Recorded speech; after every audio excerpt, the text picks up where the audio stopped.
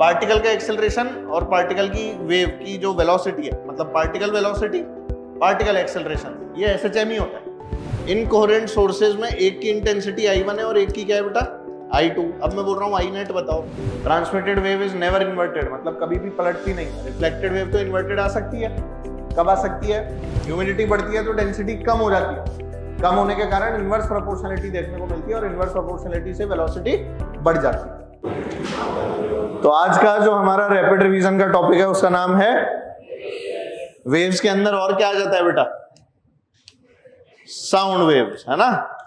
अलग से चैप्टर नहीं बनाते अपन इसको, क्योंकि वेव्स का ही पार्ट, यही टॉपिक जब जेईई एडवांस के अंदर पढ़ाया जाता है तो वेव्स अलग पढ़ाया जाता है, साउंड वेव्स पूरा अलग पढ़ाया जाता है ना। पर अपन लोग खाली वेव्स के अंदर ही दोनों पढ़ लेते हैं, क्योंकि आप हमारे लिए साउंड वेव वैसे तो प्रेशर वेव होती है, पर हम उसका सिर्फ डिस्प्लेसमेंट वाला पोर्शन ही पढ़ता, प्रेशर वाला पोर्शन पढ़ते नहीं है। तो वेव क्या होता है भाई, एक ऐसा डिस्टरबेंस जो प्रोपेगेट करता है स्पेस में, एनर्जी और मोमेंटम को एक पॉइंट से दूसरे जगह ट्रांसपोर्ट करता है without transport of matter. Matter मतलब पार्टिकल खुद तो जाता नहीं है, अपनी जगह एसएचएम करता है पार्टिकल, पार्टिकल अपनी जगह और आगे वाले को एनर्जी फॉरवर्ड करता रहता है। तो जो वेव है वो ट्रैवलिंग वेव की तरह हम लोगों को दिखाई देती है ना भाई। ये होती है आपकी वेव। मैंने आपको बताया था जैसे कालीन के नीचे चूहा भगा दो, कालीन के नीचे चूहा भगा दो तो क्या दिखेगा, कालीन भागता हुआ या चूहा। कालीन पे वेव बनती हुई दिखेगी, चूहा थोड़ी ना दिखेगा। किसको चूहा दिख रहा था, ट्रांसपेरेंट कालीन थोड़ी है।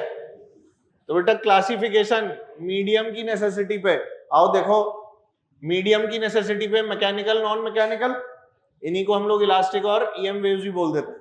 ये इलास्टिक हो गई मैकेनिकल वाली, नॉन मैकेनिकल में कौन आ गई बेटा, EM waves. Propagation of energy में प्रोग्रेसिव हो गई और स्टेशनरी या फिर स्टैंडिंग वेव्स। प्रोग्रेसिव जो जनरल अपन लोग पढ़ते हैं ना, y equals to a sin omega T minus K X वाली, और इनकी इक्वेशन डिपेंड करती थी कि रिफ्लेक्टेड वेव कैसी है और इंसिडेंट वेव कैसी है। इस बात पे याद है, मैंने सारे केसेस बनवा के लिखवाए थे कि अगर a sin omega T minus K x टकराई है और a sin omega T plus के एक्स लौट के आ रही है और उसका सुपरपोजिशन हो रहा है तो क्या बनेगा, भूल गए। गणित वाली चीज है सर, थोड़ी सी कम याद रहती है, दोबारा दोबारा पढ़ते हैं तो याद आ जाती है। तो उसे देखना बेटा, एक बार कॉपी में तुम्हारे ऐसे कॉलम में लिखवा रखा है मैंने, बड़े बड़े बनवा, है ना। ट्रांसवर्स वेव्स कौन सी होती है और लॉन्गिट्यूडनल कौन सी होती है। तो ट्रांसवर्स हो जिसमें मीडियम पार्टिकल्स परपेंडिकुलर वाइब्रेट करते हैं डायरेक्शन ऑफ प्रोपेगेशन से, है ना। और लॉन्गिट्यूडनल वो जिसमें अलोंग द वेव ट्रांसमिट ये वाइब्रेट करते हैं डायरेक्शन ऑफ प्रोपेगेशन पे। ऐसा ही कुछ पढ़ा था बेटा और वही हो भी रहा है, ठीक है। फिर आती है बेटा 1D 2D और 3D वेव्स। 1D वेव्स के अंदर वेव्स ऑन स्ट्रिंग आ जाती है, 2D के अंदर सरफेस ऑफ वाटर जैसे अपन रिपल्स बोलते हैं, 3D के अंदर साउंड और लाइट वेव्स जो है ये हमारी आ जाती है, ठीक है ना। प्लेन, अरे साउंड वेव्स इसलिए कि मैं बोल रहा हूं तो सब जगह जा रही है ना आवाज। ऐसा है क्या कि बस मेरी आवाज यही स्नेहा को ही जा रही है सामने, ऐसा तो नहीं है। ऐसा भी नहीं है कि सिर्फ दिशा जी को ही जा रही है। तो वो वाला वीलॉग डल गया, वो देखा आप लोगों ने, जो क्लास में आया था अलीम, देखा देखना मैंने अपने चैनल पे डाला था उसको, देख लेना एक बार, बाद में बता दूं। तो वेव की इक्वेशन बेटा a sin omega T minus K x, ये कौन सी वाली वेव है जो राइट हैंड में जा रही है पॉजिटिव एक्स में, और नेगेटिव एक्स के अंदर अगर वेव जाएगी तो a sin omega T plus के एक्स। एक और चीज बताई थी, ये क्या बताता है ये वाला टर्म, पार्टिकल का वाइब्रेशन का डायरेक्शन। ये क्या बताता है, एक्स वेव के प्रोपेगेशन का डायरेक्शन। और फिर टी और ये जो है ना, टी का कोफिशिएंट मतलब ओमेगा और के पहले जो आपके साइन लगा हुआ है वो अगर ऑपोजिट होते हैं तो पॉजिटिव होता है, वो अगर सेम साइन होता है तो नेगेटिव होता है। बताया था ना ये सब, ठीक है भाई। के की वैल्यू होती है बेटा 2 पाई बाय लैम्डा, इसे हम लोग वेव प्रोपेगेशन कांस्टेंट या सिंपल वेव नंबर के नाम से भी जानते हैं, है ना। एंगुलर वेव नंबर क्या होता है, यही वेव नंबर होता है 1 बाय लैम्डा, और ये एंगुलर वेव नंबर के नाम से भी जानते हैं 2 पाई बाय लैम्डा, ठीक है बेटा। डिफरेंशियल इक्वेशन भी बताई थी मैंने वेव की, इस इक्वेशन को डिफरेंशिएट किया था पार्शियल, पहले एक्स के रिस्पेक्ट में फिर टाइम के रिस्पेक्ट में, फिर दूसरी बार डिफरेंशिएट किया था एक्स के रिस्पेक्ट में और टाइम के रिस्पेक्ट में, फिर उनको डिवाइड किया था और डिवाइड करके एक इक्वेशन बनाई थी अपन ने, जो ये लिखी हुई है कॉपी में, आप पढ़ के देखना। देख मैं अभी रैपिड रिवीजन में तो नहीं करूंगा उसको, डिफरेंशिएट करने बैठ जाऊं अभी उसे, और वो भी पार्शियली, फिर डिवाइड करके इक्वेशन बनाऊं, तो इतना अपने पास में समय भी नहीं है ना बेटा। यहां से अपन ने ये भी निकाला था, Vp is equal to minus VW times of slope. ये रिलेशन याद है?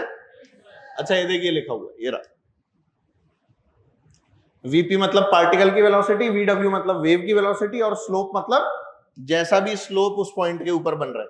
ये अगर मान ले तेरी वेव जा रही है और मैं इस पॉइंट की बात करूं, तो बताना स्लोप कैसा है? बोलो स्लोप नेगेटिव स्लोप है सर। तो अगर ये स्लोप नेगेटिव है और तेरे से कोई पूछे ये वाला पार्टिकल किधर जा रहा होगा, तो Vp is equal to minus VW into क्या बेटा, माइनस है स्लोप, तो क्या बेटा प्लस में आ जाएगा आंसर। तो ये पार्टिकल कहां जा रहा होगा? ऊपर। पार्टिकल कभी भी राइट लेफ्ट, आगे पीछे आगे पीछे, समझ गए? मतलब सॉरी, ऊपर नीचे ऊपर नीचे, अपनी जगह SHM करता है, इसीलिए इस वेव को और क्या बोलते हैं? Simple harmonic wave. बताया था ना, SHW। कोई बात नहीं बेटा। पार्टिकल का एक्सेलरेशन लिखा हुआ है, पार्टिकल का एक्सेलरेशन और पार्टिकल की वेव की जो वेलोसिटी है, मतलब पार्टिकल वेलोसिटी पार्टिकल एक्सेलरेशन, ये SHM ही होता है। तो अगर कोई बोले ना मैक्सिमम पार्टिकल वेलोसिटी, तो वही प्लस माइनस है ओमेगा। आ गई बात समझ? कोई बोले मैक्सिमम पार्टिकल एक्सेलरेशन, वही माइनस ओमेगा स्क्वायर ए। ठीक है, प्लस माइनस कर दो, अब इसे ए लगा दिया तो माइनस प्लस कर दो, कोई बात नहीं। ठीक है ना, तो ये कंडीशन होती है। तो यही बताया हुआ है इसके अंदर। देख ये वाला पार्टिकल कहां जा रहा है, इसे याद है अपन ने स्नैपशॉट के नाम से पढ़ा था। हाँ ये वही है बेटा स्नैपशॉट। तो अगर ये वाली वेव आपकी राइट में जा रही है और ये आपकी ओरिजिनल वेव थी, तो आगे बढ़ेगी तो ऐसे बढ़ जाएगी ना बेटा ये। तो ये सारे पार्टिकल कहां जा रहे हैं? देखो नीचे। ये वाले सारे कहां जा रहे हैं? ये बनाया था मैंने, मुझे तो याद है, तुम्हें नहीं याद है ना? देखकर कुछ कुछ याद आ रहा है। Relation between phase difference and part difference याद है? Delta phi is equal to 2 pi by lambda into delta X. और एक टाइम वाला रिलेशन भी निकाला था, उससे हमारे पास ये आ गया। तो डेल्टा फाई का एक और रिलेशन क्या होता है बेटा? 2 pi by capital T into delta T. आ गया याद? इसमें ये सबसे इंपॉर्टेंट है, इस पे खूब सवाल बनता है ना भाई। इसके बाद एनर्जी लिखी थी अपन लोगों ने, है ना? वेव के अंदर नहीं लिखी अपन ने एनर्जी, अपन नहीं है। एनर्जी डेंसिटी ये भी नहीं लिखी, पावर ऑफ अ वेव भी नहीं लिखी है क्योंकि काम की नहीं है। इंटेंसिटी लिखी। ये फॉर्मूला याद होगा सब, ये तो मैंने डिराइव भी करवाया था, half rho A square omega square V वाला, है ना? अपन ने इसके अंदर भी एक अजम्पशन लगा के इसको 20 में कन्वर्ट कर लिया था। किसी को याद आ रहा है? और इसमें मैंने बताया था कि इंटेंसिटी की प्रोपोर्शनलिटी ए स्क्वायर एफ स्क्वायर इनके साथ में होती है। और उस चीज के ऊपर हमने फिर बहुत सारे सवाल किए थे। Intensity I max upon I minimum, A max upon A minimum, super position पे जब गए थे तो वो सब सवाल किए थे। वेव फॉर्म वाले सवाल किए थे, जो मैंने बोला था बहुत पूछे जाते हैं। ऐसे ही मैंने बताया था स्पीड ऑफ ट्रांसवर्स वेव होती है बेटा under root T by mu, where T is the tension and mu is the mass पर यूनिट लेंथ। याद है? रस्सी का मास पर unit length. Wave can be represented by the function kx plus minus omega T, where v is omega by k। Wave की velocity लिखी हुई है। ये वही वाली बात कि वेव पॉजिटिव में जा रही है कि नेगेटिव में जा रही है। ठीक है ना बेटा? वेव का फंक्शन। तो अगर मान लो कोई वेव फंक्शन दिया हुआ है y equals to 4 divided by 2x plus 5t का स्क्वायर प्लस 2, ये वेव का फंक्शन। तो इसको बोल रहे हैं प्रोपेगेट्स इन माइनस एक्स डायरेक्शन। अब बता माइनस एक्स क्यों जाएगी? क्योंकि साइन सेम है, तो माइनस एक्स जाएगी। Very good. As this wave function is of the form this which represents a wave travelling in minus X direction. तो ये तो अपन बता सकते हैं ना कि t का कोफिशिएंट और x का जो कोफिशिएंट है उसके साइन सेम है। सेम साइन होंगे तो माइनस एक्स में जाएगी प्लस एक्स में। ऑपोजिट साइन होते हैं, जैसे अपन लिखते हैं ना y equals to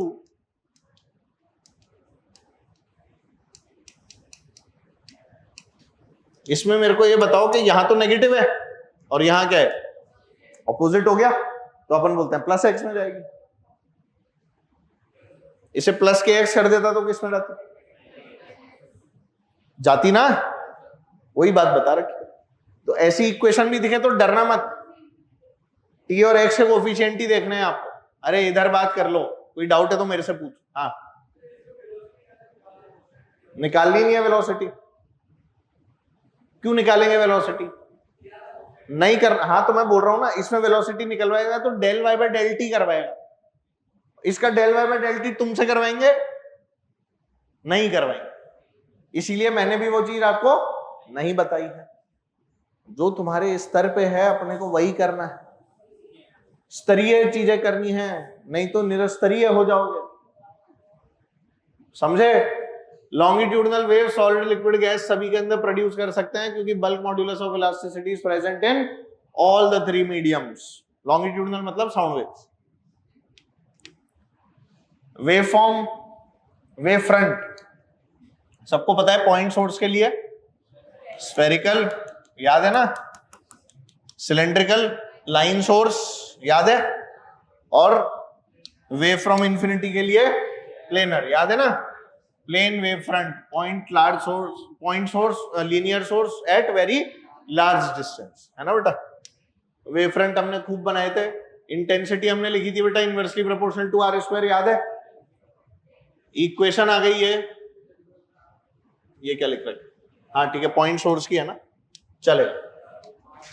cylindrical source अगर है, ये लिखवाया हुआ है वैसे, तो intensity is inversely proportional to R, तो एम्पलीट्यूड रूट आर से प्रोपोर्शनल हो जाएगा, और इसीलिए ए अपॉन रूट आर आ गया। और अगर प्लेन सोर्स है तो आपकी सादा इक्वेशन जो आप पढ़ते आए, तो आप जितनी भी इक्वेशन ऑफ वेव देख रहे हो वो सब रियल में किससे डिराइव्ड है? प्लेनर वेव फ्रंट से, है ना। यानी कि एक ऐसा सोर्स जो इन्फिनिटी से वेव को बना रहा है। तो हम तो यही वाला पढ़ते हैं, ये दोनों वैसे आप लोगों के सिलेबस में नहीं, ठीक है। चलो भाई, इंटरफेरेंस, ये आपको याद है, ए नेट की वैल्यू क्या होती थी? Under root A one square plus A two square plus 2a1 a2 cos phi. Interference के लिए क्या सोर्सेस को कोहेरेंट होना जरूरी होता था? क्या होते थे कोहेरेंट सोर्सेस? है सेम फ्रीक्वेंसी और कांस्टेंट या जीरो फेज डिफरेंस। एम्पलीट्यूड तो अलग अलग हो सकते हैं, भूल गए? अभी तो पढ़ा था, वेव ऑप्टिक्स भी तब पढ़ी थी अपन ने। चलो, tan फाई की value a2 sin phi upon a1 plus a2 cos phi. ये वेक्टर मेथड से ही जुड़ जाते थे, वेक्टर मेथड से ही इनके बीच का एंगल निकल जाता था।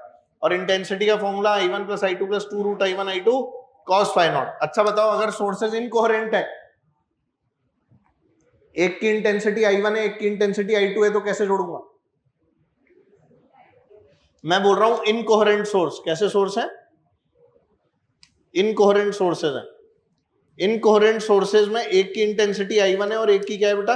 i2। अब मैं बोल रहा हूं i नेट बताओ। ध्यान रखें, सीधे जोड़ना होता है i1 प्लस i2। एवरेज नहीं बोल रहा हूं मैं बोल रहा हूं कि अगर सोर्सेज कोहेरेंट है तो एवरेज होता है i1 प्लस i2, याद है। आई एवरेज जो होता है वो i1 प्लस i2 बाई 2 नहीं होता था, क्या होता था? i1 प्लस i2 होता था। आई एवरेज निकालते थे i max plus i minimum by 2 करके, पर वो तो कोहेरेंट वाली बात है। मैं बोल रहा हूं सोर्सेज इनकोहेरेंट है। इनकोहेरेंट सोर्सेज की इंटेंसिटी कैसे ऐड होती है? तो कोई फॉर्मूला नहीं लगता, सीधे ऐड हो जाती है i1 प्लस i2। 5 सोर्स हैं, पांचों इनकोहेरेंट है, क्या आएगी intensity? i1 plus i2 plus i3 plus i4 plus i। ये खास बात है इनकोहेरेंट सोर्सेज की, ध्यान रखना। कोहेरेंट है तो अपन कंडीशन लगाते हैं उल्टी सी, है ना बेटा। इनकोहेरेंट के अंदर डायरेक्ट। चलो भाई, कंस्ट्रक्टिव इंटरफेरेंस के लिए i मैक्स की value root i1 plus root i2 का होल स्क्वायर, याद है। इसी में अगर सेम हो जाती थी इंटेंसिटी तो i इक्वल्स टू क्या लिखते थे? 4i0 cos square phi bye 2, याद आ गया। बहुत ही इंपॉर्टेंट फॉर्मूला, कई सवाल इसके ऊपर किए हुए हैं। क्या ऐसे में a मैक्स की वैल्यू भी हम लोग निकालते थे बेटा? a1 प्लस a2 का होल स्क्वायर, बोलो, यही तो लिखते थे। a मैक्स हो गया a1 plus a2, i max हो गया आपका root i1 plus root i2 का होल स्क्वायर। तो यहां से जब सॉल्व होके आता था तो 4i0 आता था। कितना आता था ये? अगर इंटेंसिटी बराबर है तो, और ये अगर बराबर है तो हाँ 2a आता था, याद है ना, इक्वल वाले केस में। क्लैरिटी? आई मिनिमम 0 होता था, आई मिनिमम ए मिनिमम 0, ये वाली टर्म बताई थी आपको, डिग्री ऑफ हियरिंग या डिग्री ऑफ इंटरफेरेंस पैटर्न, याद है?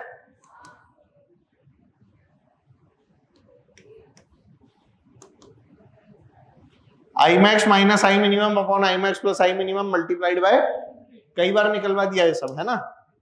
रिफ्लेक्शन एंड रिफ्रैक्शन के अंदर क्या होता है ये भी बताया था। वेव अगर एक रिजिड मीडियम से टकरा के लौटती है तो बेटा पलटी मार के लौटती है, सीधी लौटती है? पलटी मार के लौटती है सर। पाई का फेज डिफरेंस होता है, डेल्टा फाई कितना होता है इसमें, पाई। और वही अगर ये वेव किसी फ्री एंड से लौटती है तो ऊपर की ऊपर लौट जाती है, ये आपका फ्री एंड है और ये क्या है, रिजिड एंड। इसके अंदर कोई डेल्टा फाई होता है क्या? शून्य। ठीक है, होता तो है पर उसकी वैल्यू होती है, वाह क्या होता है। जब मीडियम बदलता है तो फ्रीक्वेंसी बदलती है, फॉल्स। क्या बदलता है? वेवलेंथ और वेलोसिटी, है ना बेटा। Frequency of the wave remains unchanged. Amplitude of reflected wave जो होता है वो ये होता है v2 minus V N upon v1 plus v2 into a। Initial का मतलब क्या है यहाँ, इंसिडेंट। और जो रिफ्लेक्टेड जो ट्रांसमिटेड वेव है जो दूसरे मीडियम में गई उसका एम्पलीट्यूड होता है 2v2 upon v1 plus v2 into ai, मतलब इंसिडेंट वेव का। ठीक है, ये फिक्स है, ऑल्दो ये सब अपने से पूछा नहीं जाता है। फिर अगर v2 की वैल्यू v1 से बड़ी आ गई, मतलब मान ले मैं कांच से हवा में जा रहा हूं, तभी तो वेलोसिटी बढ़ सकती है। इसका मतलब मैं रेयरर मीडियम में जा रहा हूं। फाइनली मैं कौन से मीडियम में जा रहा हूं? अगर मेरी मीडियम चेंज करने पे वेलोसिटी बढ़ गई तो मैं हल्का हो गया ना, खत्म बात, हल्के मीडियम में चले गए। और वही अगर वेलोसिटी कम हो गई तो भारी मीडियम में चले गए, है ना। यही बातें लिखी हुई हैं। As it is always positive, whatever be v1 and v2, phase of transmitted wave always remains unchanged। मतलब क्या बोल रहे हैं वो सुनो, जो वेव ट्रांसमिट होके गई है उस वेव के अंदर फेज चेंज नहीं आता, रिफ्लेक्टेड में ही आता है बस। किसमें आता है? रिफ्लेक्टेड में भी कब आएगा? जब भारी से टकरा के रिफ्लेक्ट हो रहे हो। जैसे मान लो ये एक मीडियम बाउंड्री है, ये μ1 है बेटा, ये μ2 है। मैं आप लोगों को ये वाली बात बोल रहा हूं कि मान लो μ2 इज ग्रेटर देन μ1 है, नीचे भारी है ऊपर हल्का है। मैंने यहां से एक वेव फेंकी ऐसे, इस वाली वेव का जो रिफ्रैक्शन होगा वो ऐसा होगा ना बेटा, अवे फ्रॉम द नॉर्मल। बोलो ना यार। पर क्या एक छोटा सा पार्ट इसका रिफ्लेक्ट भी हुआ था? वो जो पार्ट रिफ्लेक्ट हुआ था इसमें फेज चेंज आया क्या पाई का? ये बता दो क्यों? क्योंकि भारी से हल्का जा रहा है। ये सब मैंने वेव ऑप्टिक्स में सिखाया था। जब भारी से हल्के मीडियम में जाते हैं तो रिफ्लेक्टेड वेव में कोई फेज चेंज, पर यही अगर μ1 से आती और रिफ्लेक्टेड वेव बनाता तो पाई का फेज चेंज आता, पर सिर्फ किस में आता? रिफ्लेक्टेड में। ट्रांसमिटेड में ना तो इसमें आएगा ना रेयरर से डेंसर में आएगा। ट्रांसमिटेड वेव में कभी भी कोई फेज चेंज, कभी भी नहीं। और रिफ्लेक्टेड में कब होगा? जब रेयरर से डेंसर जाए। क्या ये बात क्लियर है? ठीक। Transmitted wave is never inverted, मतलब कभी भी पलटती नहीं है। रिफ्लेक्टेड वेव तो इन्वर्टेड आ सकती है, कब आ सकती है? जब रेयरर से डेंसर जाए, या ऐसा बोलो इसकी जब इक्वेशन लिखूंगा तो मान लो मैंने इंसिडेंट वेव तो भेजी थी a sin omega t minus K x, तो बोलना पलट के क्या आएगी? a sin omega t plus pi. ये कौन सी एंड की है? रिजिड। फ्री एंड से सेम कैसे रहेगी? प्लस हो जाएगा, पाई नहीं आएगा। सेम कैसे हो जाएगी? पाई का फेज चेंज आएगा फ्री एंड से, तो सेम क्यों बोल रहे हो?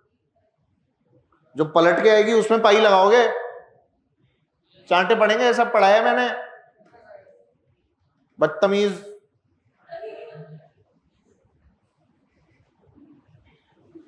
मतलब बदतमीज बोलने में दुखी होने चाहिए।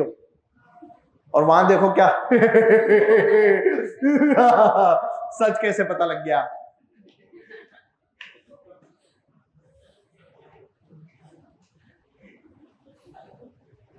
बदतमीज बोलो, पता लगा पीछे डांस चालू। बदतमीज दिल, बदतमीज दिल। चलो, बीट्स किसकी बात कर रहे हैं? बीट्स। क्या होता था बीट्स में? दो साउंड वेव, बहुत ज्यादा डिफरेंस फ्रीक्वेंसी में, छोटा डिफरेंस। छोटा कितना? 10-12 तक की बीट्स चलती हैं, क्योंकि उससे ज्यादा हमारे कान के अंदर बियर नहीं होती। अपन ने तो 10 डिफाइन ही कर रखे, क्योंकि हमारी परसिस्टेंस ऑफ हियरिंग फिर खत्म हो जाती है। 10 से ज्यादा बीट होगी तो फिर फ्लैट आवाज आएगी, है ना बेटा? तो when two sound waves of nearly equal frequencies travel in the same direction at a given point, due to their superposition, intensity alternatively increases and decreases periodically. This periodic waxing and waning of sound at a given position is called beats. ठीक है, beat frequency is equal to difference of frequency. तो अगर मैं दो tuning fork लेता हूं, बोलता हूं कि इसकी फ्रीक्वेंसी है 300 हर्ट्ज और इसकी फ्रीक्वेंसी है बेटा 400 हर्ट्ज, तो क्या बीट सुनाई देगी? देगी ना 100। अरे डिफरेंस 100 हो गया तो बीट सुनाई देगी। फ्रीक्वेंसी अलग अलग है वो तो ठीक है सर, पर फ्रीक्वेंसी का डिफरेंस भी कैसा होना चाहिए? 10 या उससे। हाँ, यहां पर कोई बीट्स नहीं मिलेगी। पर अगर यही मैं एक और ट्यूनिंग फोर्क ले आऊं जिसकी फ्रीक्वेंसी मान लेते हैं मैं 280 ले लेता हूं, तो क्या बेटा बीट्स आ जाएंगी? यहां भी नहीं आएगी। क्यों? 10 से ज्यादा का डिफरेंस है। तो चलो एक और ट्यूनिंग फोर्क ले लेते हैं जिसकी फ्रीक्वेंसी 305 हर्ट्ज है, क्या ये दोनों आ जाएंगे? समझ गए ना? तो आसान सी बात है, इस बात का ध्यान रखना है। बीट्स के ऊपर खूब सारे सवाल किए थे। स्टेशनरी वेव्स की चर्चा चल रही है तो वो आपको एक बार पढ़ के तो देखना ही पड़ेगा। बाकी ये मैंने आपको बताया था कि a sin omega t minus K x को भेजा, टकरा के आई a sin omega t plus के एक्स। ये क्या मान के चल रहा हूं? फ्री एंड वाली है, फ्री एंड से ही आएगी ना, प्लस के एक्स ऊपर से ही पलट के आ रही है, पर नीचे होकर आई है क्या? नीचे होकर होगी तो के एक्स के साथ और क्या लिखा होता? Plus pi. अब तो याद आ रहा है। तो इसकी जो वेव बनेगी वो क्या बनेगी? 2a cos के एक्स साइन ओमेगा टी। तो अगर मान लो इसमें y बना बेटा 2a cos के एक्स साइन ओमेगा टी, और आपको कोई बोले के बताओ x इक्वल्स टू 0 पे नोड है कि एंटी नोड? सुना है ये सब? x इक्वल्स टू 0 पर क्या है? कौन गिर रहा है? कोई नहीं। तो ये तुम्हारी एम्पलीट्यूड टर्म कहलाती थी। अबे इधर देख, कौन गिर गया?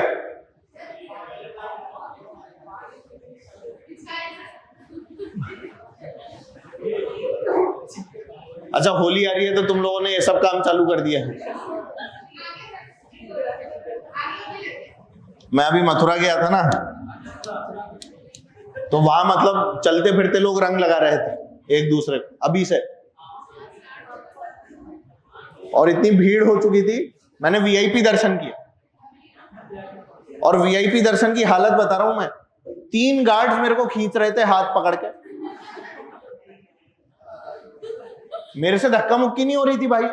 मैं कैसे भीड़ को धक्का दे दूं? मेरे आगे 4-5 लोग धक्का, 8 साल ऐसे तो नहीं कर पा रहा था।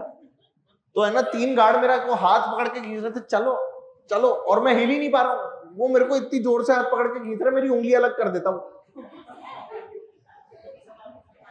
पर उसने मेरे को एकदम सामने ले जाके खड़ा कर दिया, बाके बिहारी जी। और जब मैं उनके सामने जाके खड़ा हुआ तो आई रियलाइज कि मैंने चश्मा नहीं लगा रखा, तो भी मेरे को सब कुछ साफ दिख रहा है। नहीं, वहां बंदर चश्मा ले रहा था, तो बहुत पहले मेरा चश्मा उतरवा लिया। पर उसने मेरे को ऐसा बोला था, मंदिर पहुंचो तो लगा लेना। तो मैं लगाना भूल गया। तो मेरे को बस भीड़ नजर आ रही थी, मेरे को मेरे साथ वाले भी नहीं दिख रहे थे। गार्ड इसलिए पहचान में आ रहे थे कि उनकी ड्रेस काले रंग की थी, पूरी ब्लैक, और वही अपने को दिखता है आंखें चश्मा हटने के बाद ब्लैक। तो जैसे ही मैं मूर्ति के सामने पहुंचा तो वो मूर्ति एकदम साफ दिख रही, बिना चश्मे के भी। नहीं, चमकता नहीं है वो, अलग कोई फीलिंग है। ये चमत्कार था। अब वो कैसा था ये तो मैं नहीं कह सकता। फिर मेरे को कुछ लोग बोलते हैं यार आप तो साइंस के टीचर हो, तो साइंस का टीचर हूं तभी तो मिरेकल्स में बिलीव करता हूं। क्योंकि हर चीज को थोड़ी ना साइंस समझा सकती है। तो the things you feel are different, things which happens are different. मेरे को तो बड़ा ऐसा लगा कि यार ये मूर्ति मेरे को साफ कैसे दिख रही है, मतलब मैं इतना 15-16 फुट दूर था, अभी मैं हटा दूं तो मेरे को दिशा की शक्ल भी सही नहीं दिख रही है। दिशा मेरे को चाचा चौधरी लग रही है यहां से, है?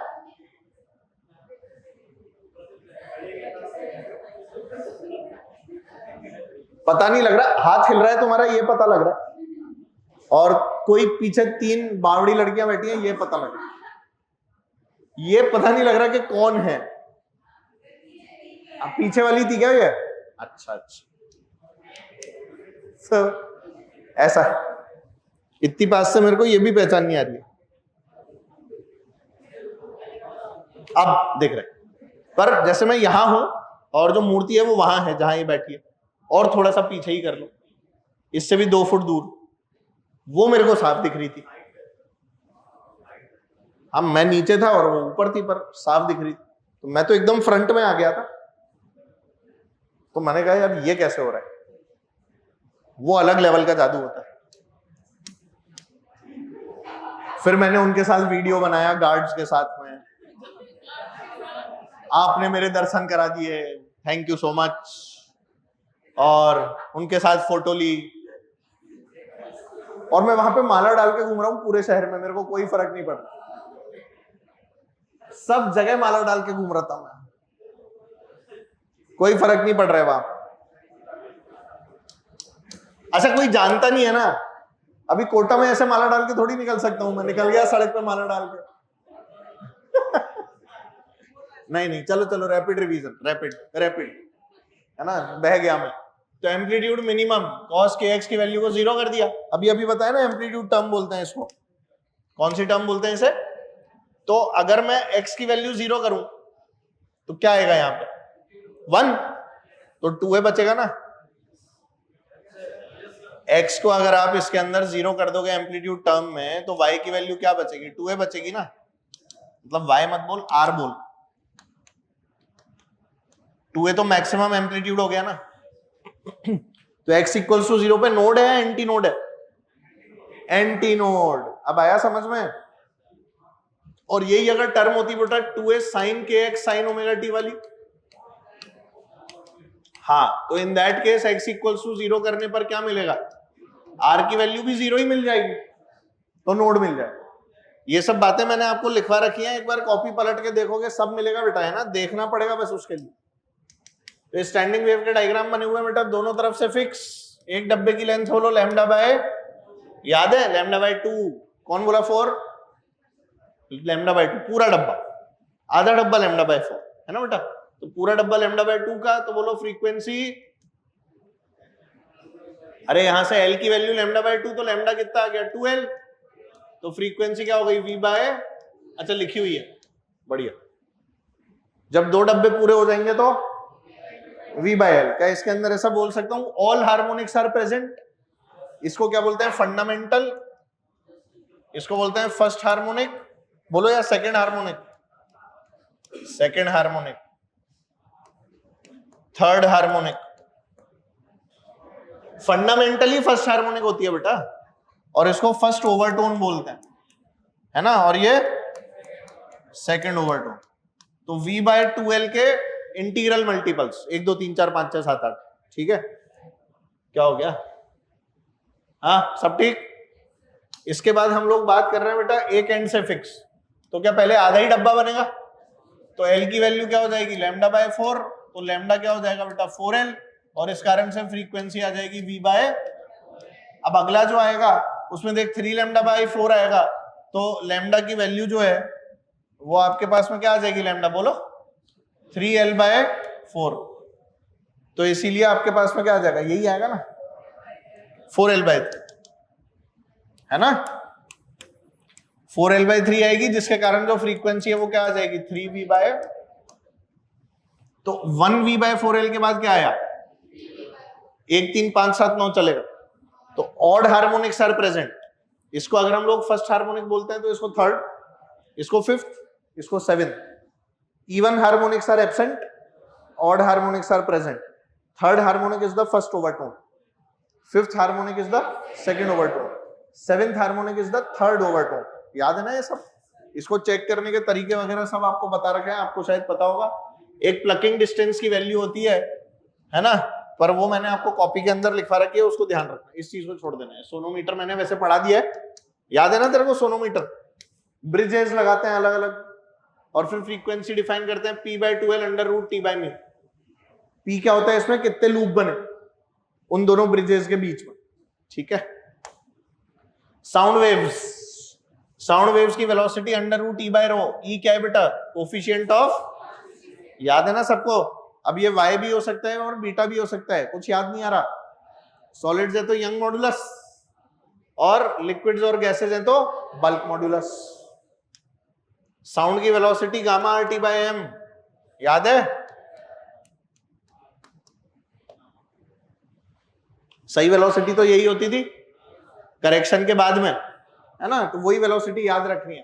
तो न्यूटन ने बताया अंडर रूट P/ρ, लैप्लास ने आके करेक्शन करके क्या बोला? गामा P/ρ, ठीक है ना, या फिर gamma RT/mw। With rise in humidity velocity of sound increases, क्योंकि डेंसिटी क्या हो जाती है? कम, याद है ना? ह्यूमिडिटी बढ़ती है तो डेंसिटी कम हो जाती है, कम होने के कारण इनवर्स प्रोपोर्शनलिटी देखने को मिलती है, और इनवर्स प्रोपोर्शनलिटी से वेलोसिटी बढ़ जाती है, ठीक है। और pressure has no effect on velocity of sound, क्योंकि प्रेशर के साथ साथ डेंसिटी प्रोपोर्शनेटली चेंज हो जाती है। ये भी आपको बताया गया था। डिस्प्लेसमेंट ऑफ प्रेशर वेव की बात हो रही है, ये डिस्प्लेसमेंट की वेव है। तो देख, प्रेशर की वेव इससे बढ़िया वाला फेज डिफरेंस रखती है। कितना फेज डिफरेंस है? साइन और कॉस, देख पा रहे हो? π/2 का सीधा सीधा फेज डिफरेंस रहता है हमेशा π/2। जैसे अपन ने ओपन और क्लोज्ड ऑर्गन पाइप बनाएंगे अभी, तो मान ले मैंने एक ओपन ऑर्गन पाइप बना दिया, तो ओपन ऑर्गन पाइप में एक तो मैं ये बना रहा हूं फंडामेंटल, और एक फंडामेंटल में ये भी बना सकता हूं। अब तुम ये बताओ इसमें साउंड वाली कौन सी है और डिस्प्लेसमेंट वाली कौन सी है?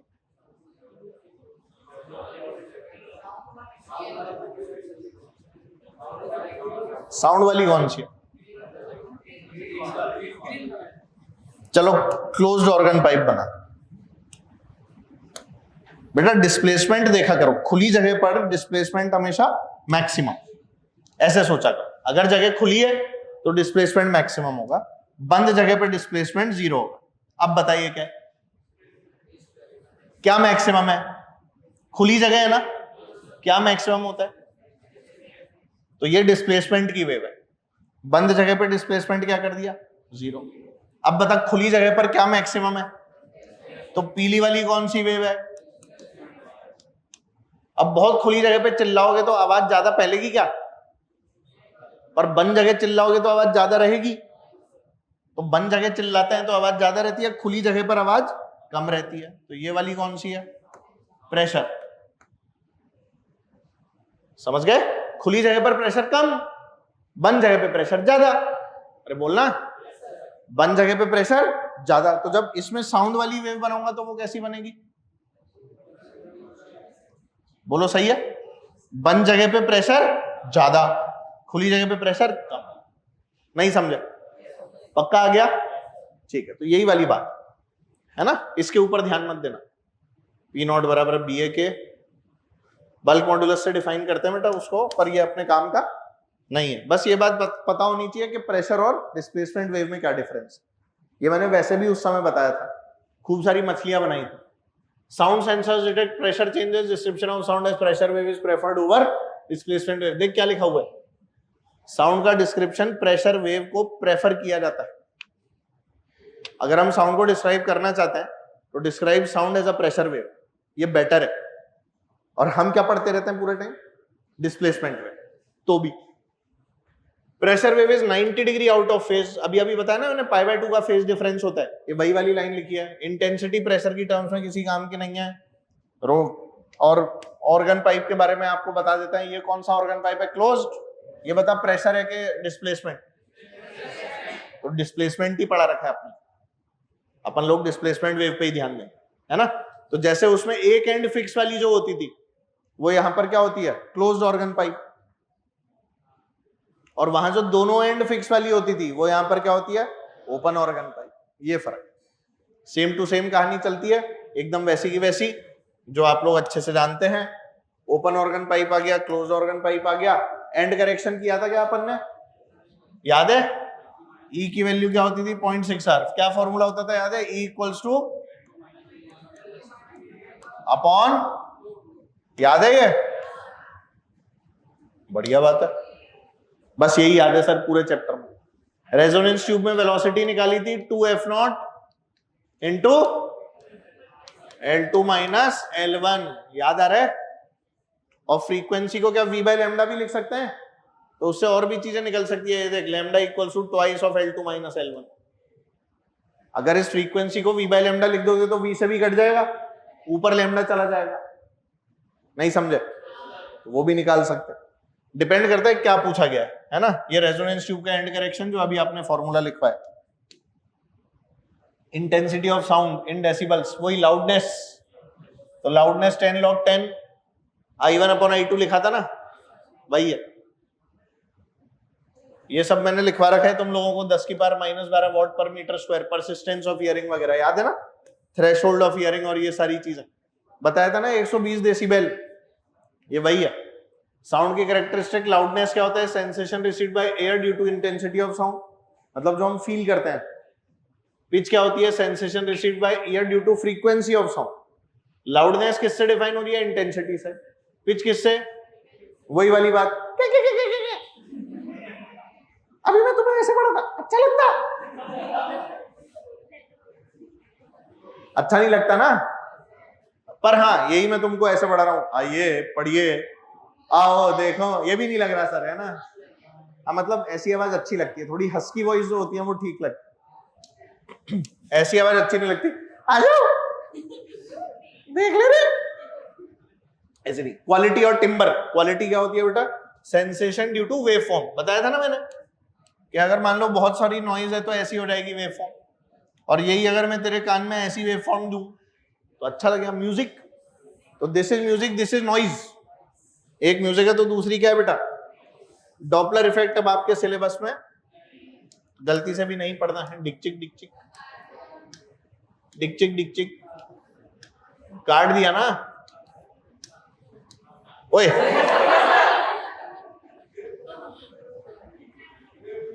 ट्यूनिंग फोर्क की फ्रीक्वेंसी दे रही है 800 हर्ट्ज। रेजोनेंस प्रोड्यूस करती है ना column with upper end open end lower end close, तो क्या ही है? ओपन ऑर्गन पाइप या close organ pipe? Close organ pipe. एक एंड ओपन एक एंड क्लोज लिखा है ना।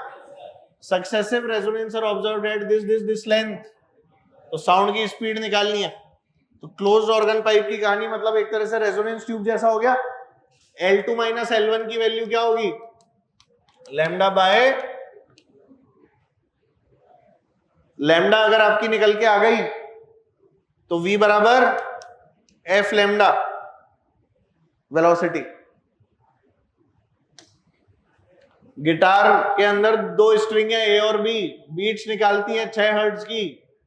टेंशन बढ़ा दी, डिक्रीज कर दी, तो बोलो बीट्स के अंदर अगर हम लोग टेंशन बढ़ाते हैं, मतलब अगर टाइट करते हैं रस्सी को तो फ्रीक्वेंसी बढ़ती है, अगर ढीला करते हैं तो फ्रीक्वेंसी घटती है। ऐसे ही अगर हम लोग ट्यूनिंग फोर्क के ऊपर वैक्सिंग कर देते हैं तो क्या बोलते हैं? फ्रीक्वेंसी कम हो गई, है ना? और वही अगर उसको घिस देते हैं तो बढ़ जाती है।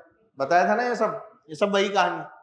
तो बोल रहे हैं कि देखो ये है A और B, बोलो कितनी है? 6 BPS, है ना? अरे बोलना, 6 हर्ट्ज दे रखी है ना।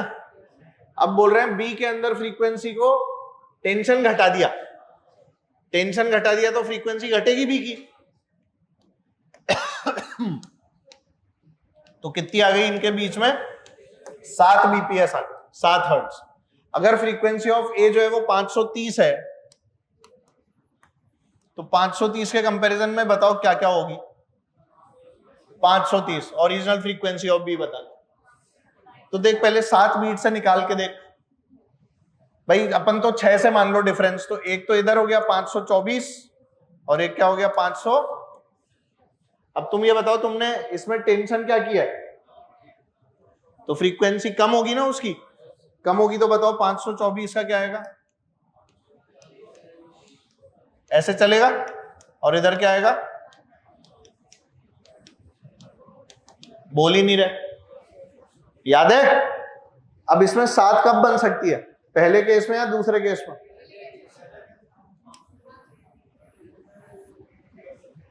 आ गया समझ? तो आंसर क्या रहा होगा, देख रहे हो, आता है नहीं करना, सिखा रखा है मैंने तो।